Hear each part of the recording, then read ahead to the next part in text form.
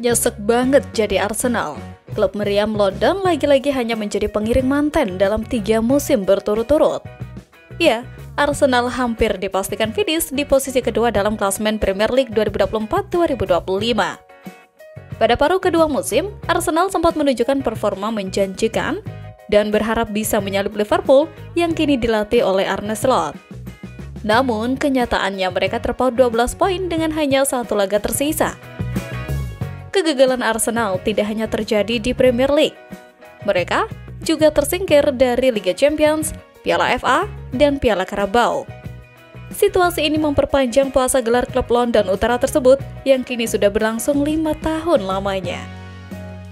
Dalam laga kandang terakhir musim ini, Arsenal berhasil mengalahkan Newcastle United di Emirates Stadium pada pekan kemarin.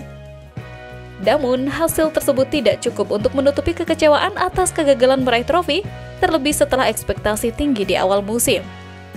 Sejak awal musim, saya membayangkan kami memainkan laga kandang terakhir di hari terakhir dan mengangkat trofi Premier League. Itu yang ada di kepala saya. Ungkap Arteta kepada Sky Sport. Arteta secara terbuka menyebut 2 penyebab yang merusak peluang Arsenal meraih gelar musim ini, yaitu badai cedera dan terlalu banyak kartu merah. Dalam catatan Premier League musim ini, Arsenal menjadi tim dengan jumlah kartu merah terbanyak dengan 6 pemain yang diusir keluar lapangan. Di sisi lain, cedera pemain kunci seperti Gabriel Jesus dan Gabriel Magalhaes turut memperlemah kedalaman skuad. Dari apa yang ia lihat, Arteta yakin tanpa badai cedera dan kartu merah, Arsenal bisa saja lebih dekat dalam perebutan gelar Premier League musim ini. Ia menilai performa dan kualitas permainan timnya sudah sangat baik, tetapi menyadari bahwa untuk musim depan persaingan akan semakin ketat. Meski gagal membawa Arsenal meraih gelar juara musim ini, Arteta tetap percaya diri. Ia percaya konsistensi yang ditunjukkan timnya selama 3 musim terakhir sangat jarang terjadi dan memberi harapan untuk masa depan. Arteta menegaskan, tim sudah sangat dekat untuk menjadi juara dan hal ini harus menjadi motivasi agar Arsenal terus memperbaiki diri dan menjaga level permainan lebih tinggi pada musim berikutnya. Sekarang yang menjadi pertanyaan adalah siapa yang mau terus-terusan di posisi seperti ini? Klub sekelas papan bawah yang ngesot sampai tanah aja udah pasti ogah jika terus meletre bermusim-musim, apalagi sekelas papan atas, ya meskipun runner-up mulu sih. Maka dari itu, kini sudah waktunya Mikel Arteta buat mendesak jajaran direksi klub agar bekerja keras mendatangkan pemain bidikan di bursa transfer musim panas mendatang. The Gunners juga perlu menjaga pemain-pemain kunci dari incaran klub lain. Untuk memutus dahaga trofi, Arteta meminta penguatan skuad. Terlebih sejumlah pemain yang akan cabut pada musim panas nanti, seperti Kieran Tierney, Jorginho, Neto, dan Raheem Sterling. Alexander Zinchenko juga dikabarkan akan dilepas meski kontraknya sampai 2026. Untuk mengganti mereka yang pergi, Arsenal mengincar sejumlah nama beken seperti Nico Williams, Benjamin Sesko, Victor Gyökeres, hingga Alexander Isak. Semua perlu negosiasi yang matang dan cepat karena bersaing dengan klub-klub lain.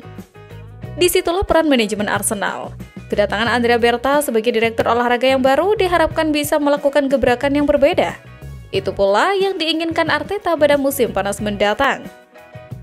Sementara itu, kalau ngomongin soal Gyökeres, pemain satu ini sebenarnya telah menyetujui kesepakatan senilai 58,9 juta pound sterling dengan Sporting Lisbon. Dan kabar ini pertama kali dilansir oleh surat kabar Portugal O Jogo yang menyebut bahwa striker berusia 26 tahun asal Swedia itu sedang dalam perjalanan menuju Arsenal. Meski kesepakatan personal masih dalam proses, laporan tersebut menegaskan bahwa transfer Gyökeres tinggal menunggu waktu setelah ia sukses membawa Sporting menjuarai Premier Liga musim ini. Gyökeres memang sudah lama menjadi target utama Arsenal di lini depan dan kini tinggal selangkah lagi berseragam meriam London. Sementara itu Arsenal harus merelakan target lainnya, Matheus Cunha, yang semakin dekat bergabung dengan Manchester United. Pemain asal Brazil itu sempat diincar The Gunners pada bursa transfer Januari lalu sebelum akhirnya memperpanjang kontrak dengan Wolverhampton Wanderers. Josh Kroenke, CEO Chairman Arsenal, juga menegaskan komitmen klub untuk memperkuat skuad musim depan. Dalam catatan program pertandingan melawan Newcastle, ia menulis, "Kami berencana untuk berinvestasi agar bisa menang dan lebih baik musim depan. Ia juga menambahkan bahwa Andrea Berta akan memainkan peran penting dalam proyek ini.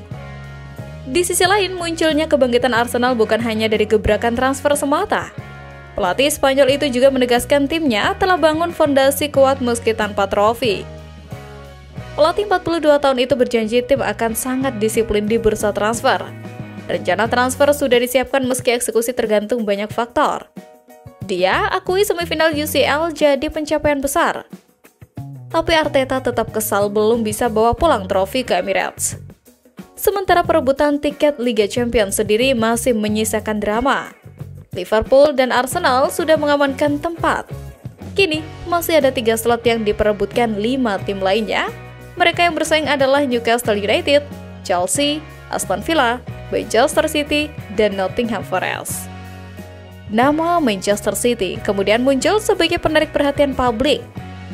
Klub yang sebelumnya berada dalam era keemasan atau masa jaya-jayanya, kali ini dan musim ini kerajaan yang susah payah dibangun itu runtuh seketika. Contoh kasus adalah di mana sejumlah fans Manchester City mengungkapkan kekesalannya kepada sang pelatih Pep Guardiola. Ucapan Pep Guardiola soal kekalahan di final FA Cup melawan Crystal Palace membuat para fans marah. Mereka menyalahkan taktik Pep Guardiola serta menyebut-nyebut nama sang bek Manuel Akanji yang dianggap main buruk. Pep Guardiola kemudian membandingkan dengan penampilan timnya musim lalu saat final FA Cup melawan Manchester United, di mana Manchester City kalah 2-1 dan Manchester United meraih trofi FA Cup yang ke-13. Mantan bos Barcelona itu merasa penampilan timnya musim lalu memang buruk. Namun, untuk musim ini ia yakin bahwa penampilan Kevin De Bruyne dan kawan-kawan sudah cukup bagus. Legenda Arsenal Paul Merson menyinggung soal nasib Chelsea dan Manchester City di akhir musim nanti. Chelsea dan Manchester City dikhawatirkan tidak bisa berakhir di 5 besar dan lolos kualifikasi Liga Champions. Yang saya khawatirkan itu Manchester City. Mereka gagal untuk mencetak gol dalam 2 laga terakhir, ujarnya via Sky Sport.